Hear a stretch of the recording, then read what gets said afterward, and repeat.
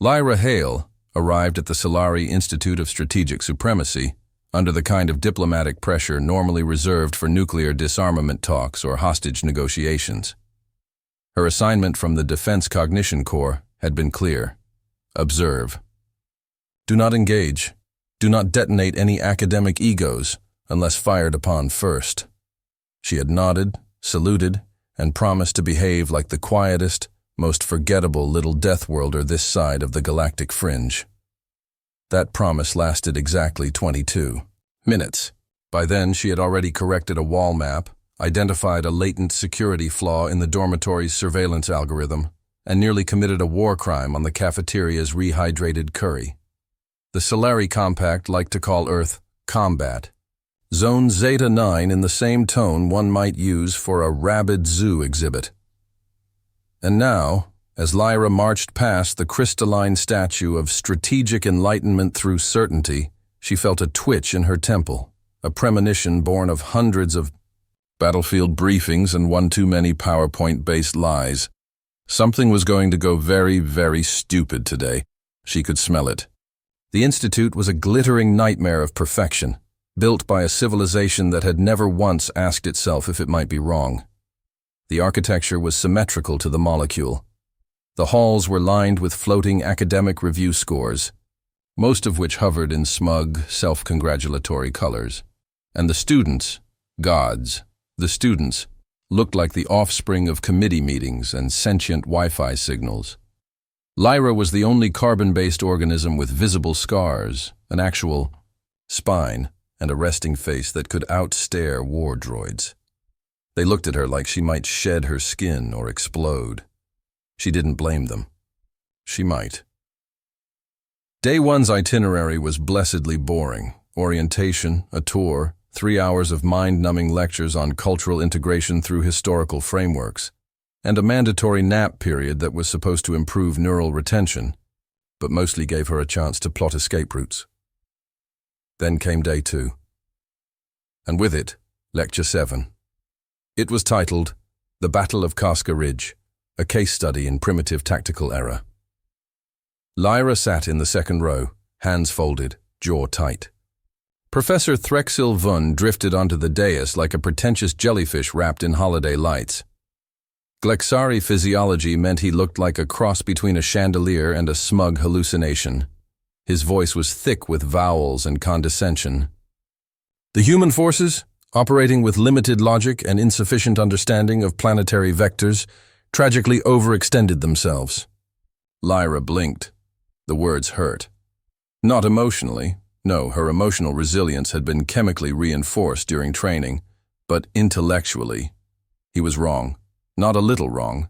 Not debatably wrong. He was precisely and offensively incorrect on multiple vectors of reality.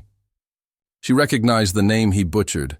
Colonel Randall Hale, her great-grandfather, the man who had held the ridge under orbital bombardment, with one leg, an improvised gravity grenade, and the sheer spite of a human too stubborn to die. Professor. Vun gestured toward a holographic projection that looked like someone had let a toddler scribble with a war simulator. And thus, the Solari observation team correctly predicted the collapse of human command structure within the first 3 hours of engagement. Lyra's fingers twitched. One student near her desk slowly began sliding under the table. Another flicked on his defense membrane, whispering something about combat aura activation. A third whispered, "She's going to say it." "She's going to say it." Lyra raised her hand. The lecture hall fell into absolute silence. Even the floating screens dimmed, as if afraid of being collateral damage. Professor Vun narrowed his primary ocular cluster. "Yes, Earth specimen." Lyra stood, calm, poised, utterly lethal in tone. "Sir, with deep respect for your tentacular majesty and this institution's deeply imaginative grasp of the term research, you are off by 18 kilometers, 4 battalions, and a functioning grasp of planetary gravity." She activated her datapad. A precise holographic overlay replaced the professor's diagram. Troop movements, real-time atmospheric data, communications logs, field footage, and then audio.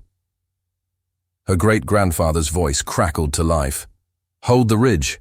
If they want it, they can pry it from our frostbitten corpses. And tell the Kalari observers they can go orbit themselves." The class was frozen.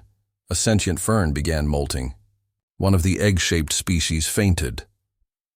Lyra gestured calmly through the timeline, highlighting tactical repositioning, terrain exploitation, and the moment the Solari observation team had to be rescued by humans. "You'll note the tactical inversion here," she added, deadpan, "where we used orbital debris to create a makeshift shield wall. Primitive, yes, like duct taping your spaceship. But it worked." Professor Vunn's eyes blinked in cascading patterns of humiliation. His voice faltered. I shall review the archival consistency." "Please do," Lyra said sweetly. "Earth's educational motto is, 'Learn from the past, or we will fight you again.'" She sat down. No applause, just silence. And the faint whimper of someone whispering, "She's real." As class dismissed in stunned confusion, Lyra packed up her datapad and made her way toward the door. One student cautiously approached, looking as if she might explode. "Is it true," they asked, "that humans train their young in hand-to-hand textbook combat?" Lyra tilted her head, then gave a tiny smile.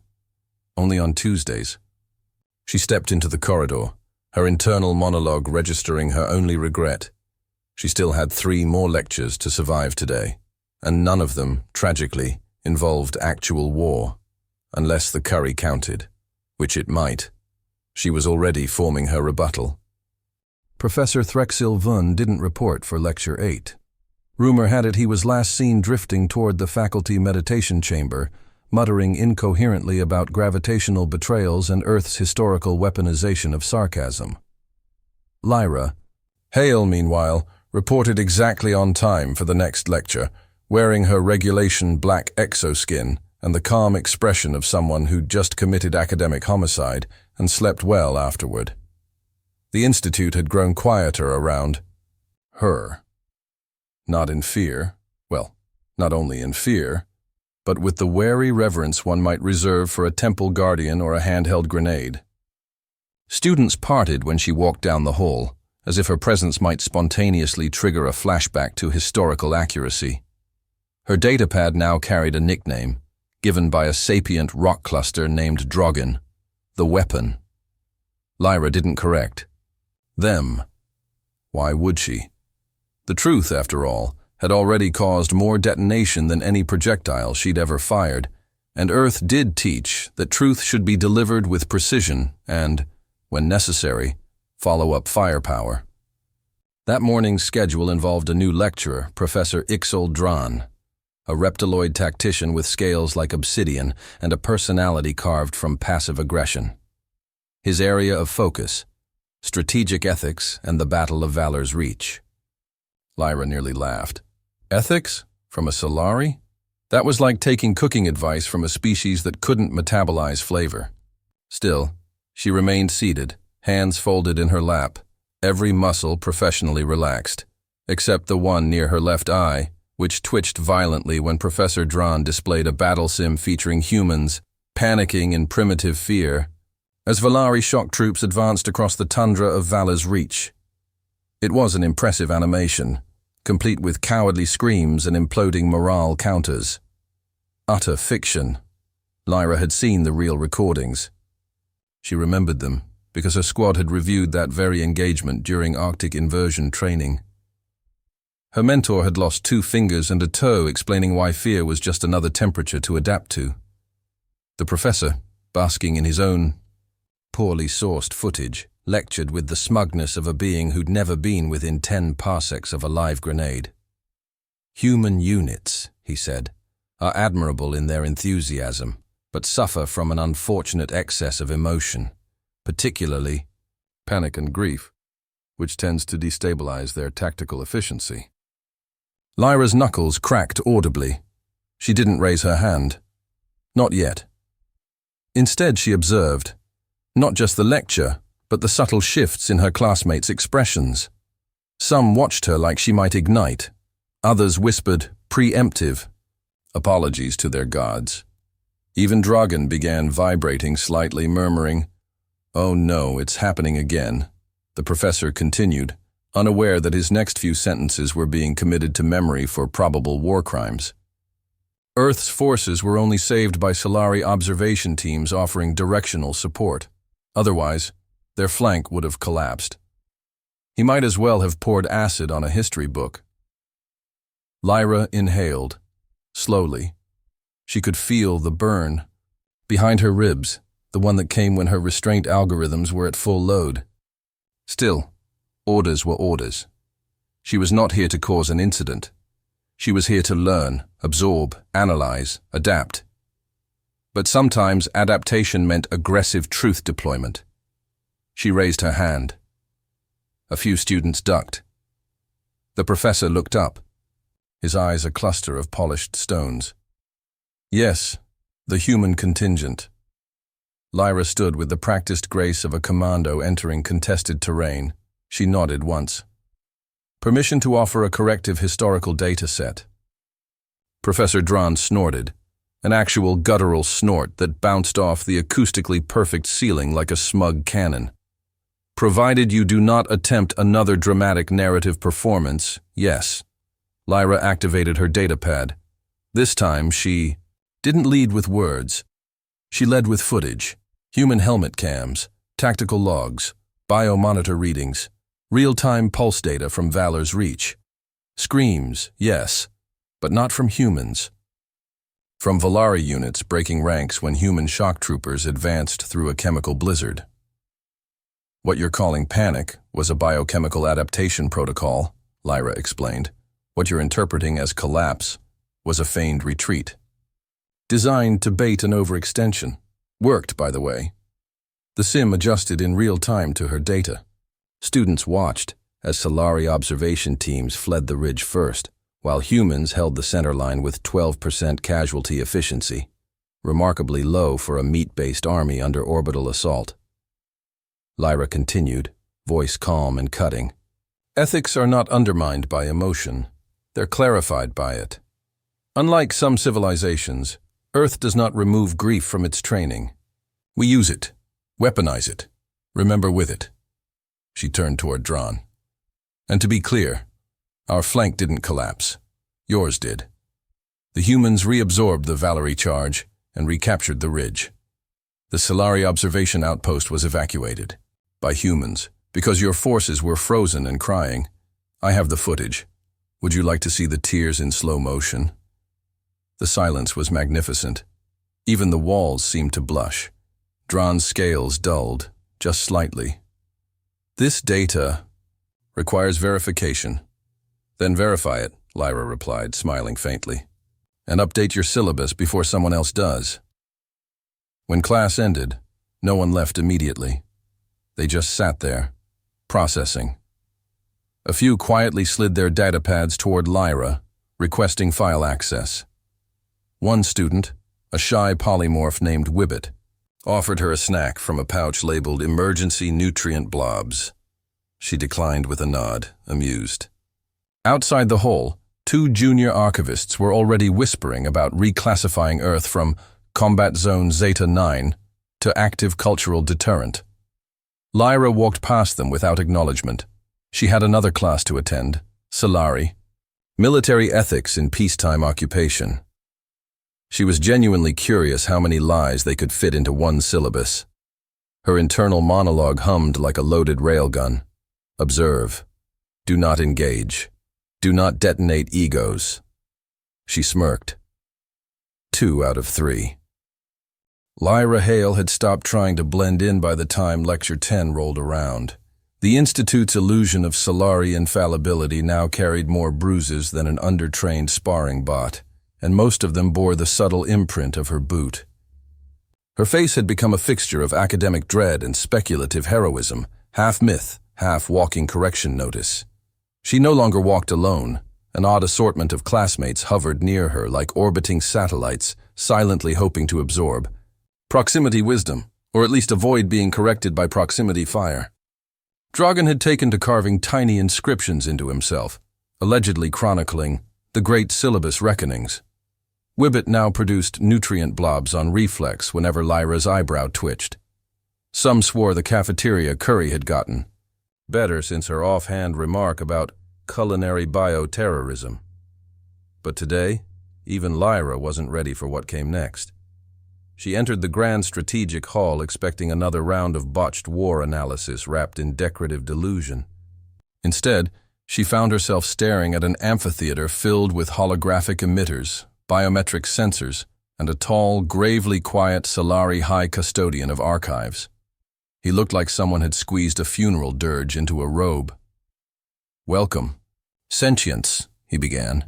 "Today we observe applied simulation reconstruction of the Jevarn conflict, based on established records." Lyra blinked. The Jevarn conflict. That one hurt. She hadn't just studied it, she'd served in the aftermath. Her CO had wept after seeing how the Celery classified it as a peaceful transition of control.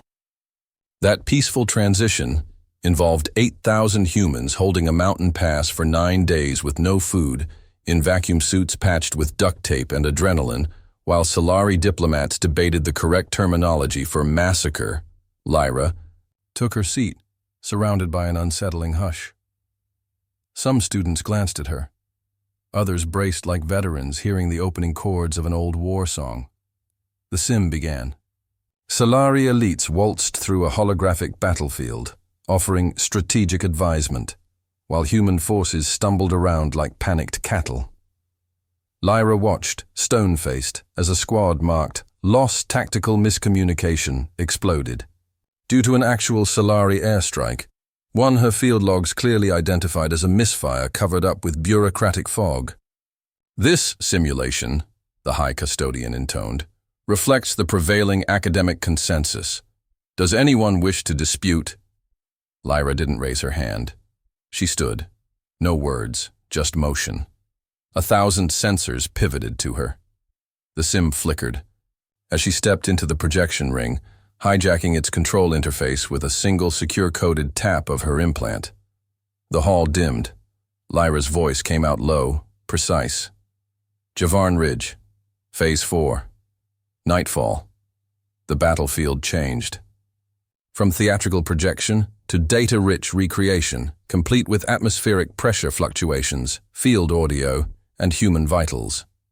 This is a tactical overlay from Earth Defense Cognition records, compiled on site, in blood and thermoplastic.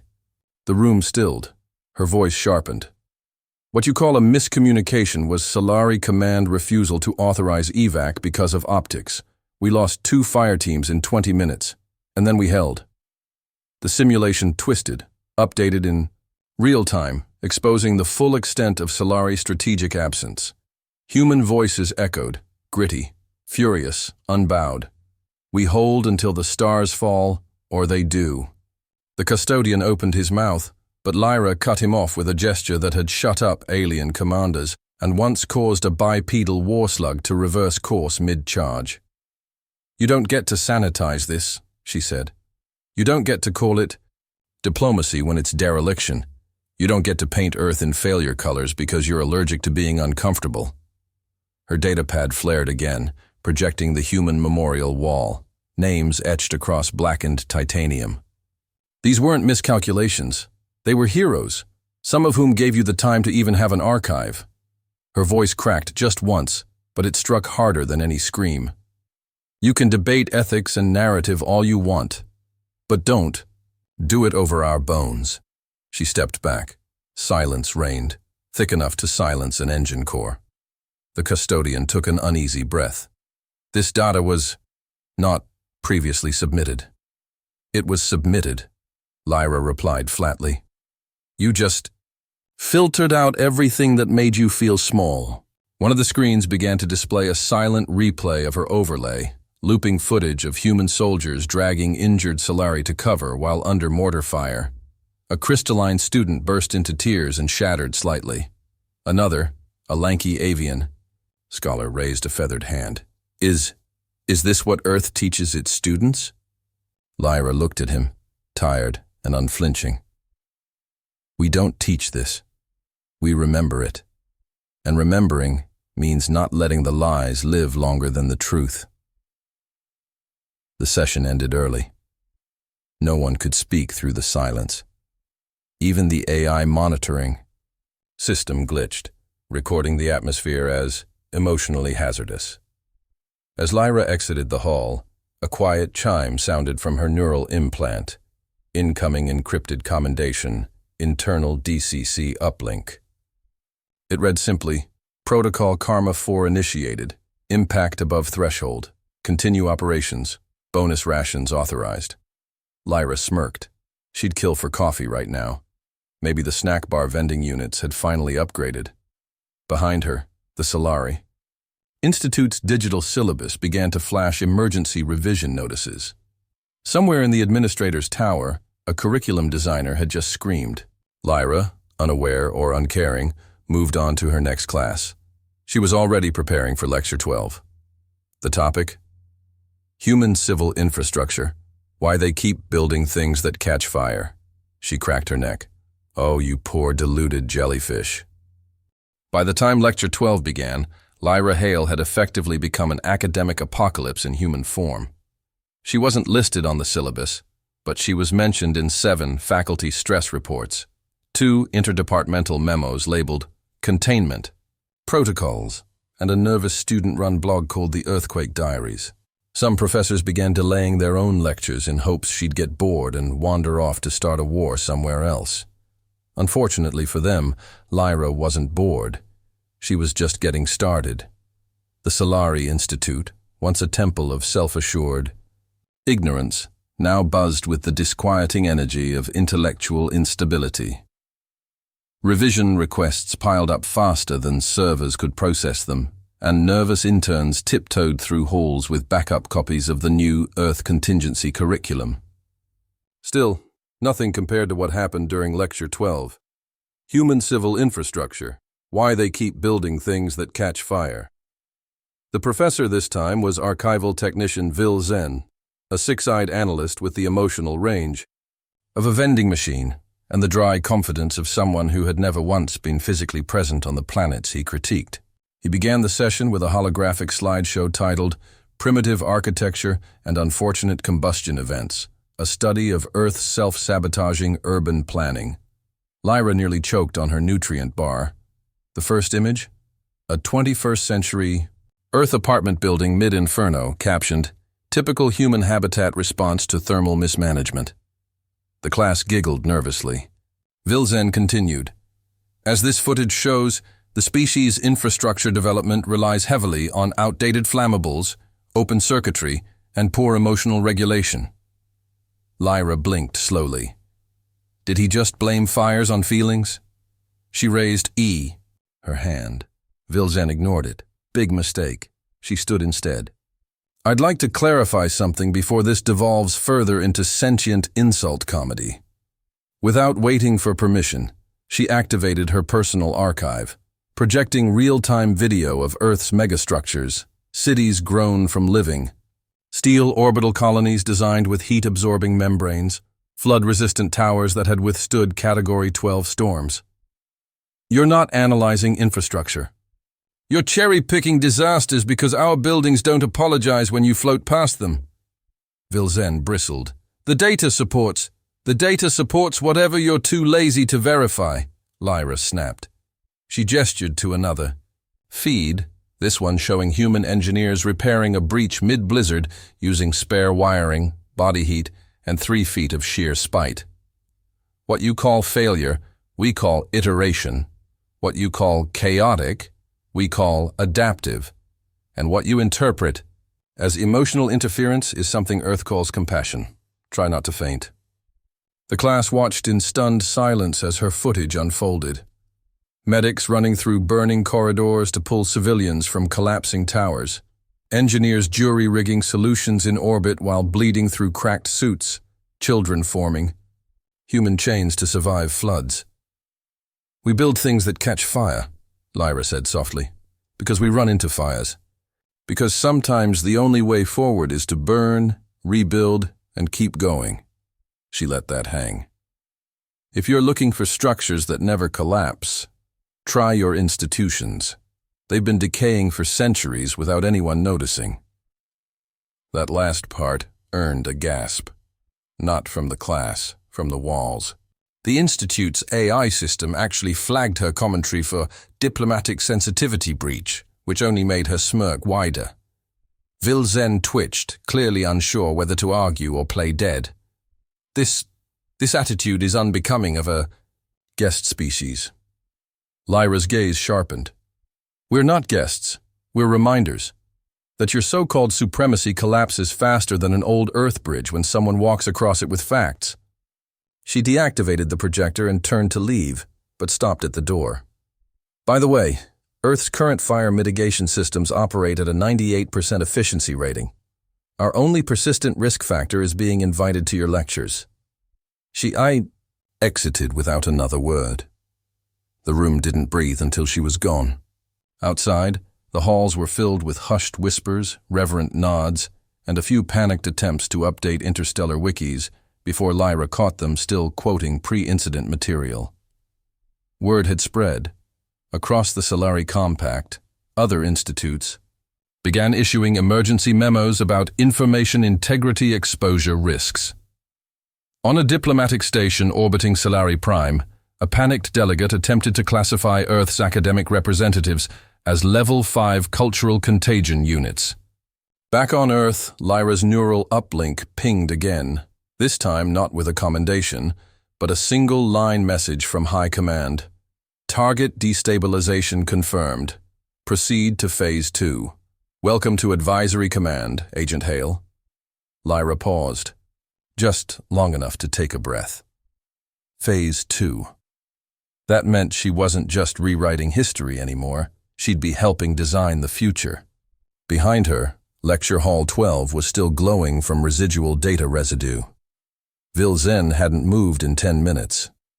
One student later reported he'd whispered, "She rewrote my entire identity matrix," before softly rebooting himself.